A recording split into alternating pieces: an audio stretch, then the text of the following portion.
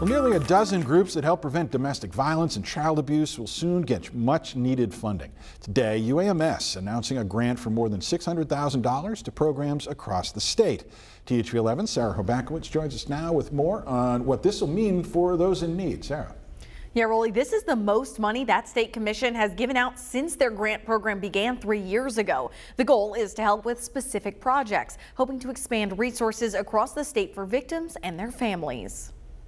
More than $600,000 is going to nearly a dozen organizations working to prevent child abuse and domestic violence. That includes Community Connections. We're a nonprofit and we do free sports and arts programs for kids with special needs and then things to support their families. Courtney Leach is the executive director and mom to a special needs son. This grant will allow Community Connections to focus on that family support and educating others on child abuse prevention. Kids with disabilities are at increased risk. I mean, we have kids that are nonverbal. They don't have the ability to communicate. We have kids with lower IQs or a pretty severe intellectual impairment, where they might not even be aware if they're being taken advantage of, and education is key. This grant will fund a full-time child abuse prevention coordinator dedicated to the cause. I just feel like it is going to save lives, change lives, and really throw us into a whole new season of being able to support families raising kids with special needs. Other grant funding from the commission also going to support free legal aid for domestic violence survivors, something Conway City Attorney Charles Finkenbinder says is a huge need.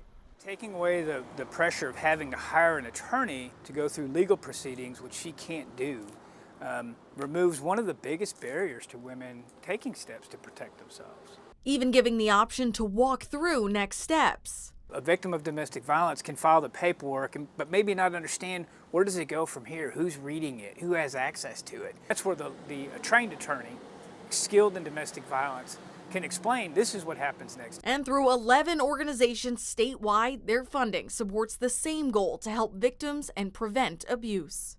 Day difference. They understand what their rights are and they've got someone there fighting to protect those rights. They're a lot more likely to see it through because that biggest pressure's been removed. All of these resources through the individual grant-funded programs are now on our website. We have more information on which organizations are giving what resources right now at thv11.com.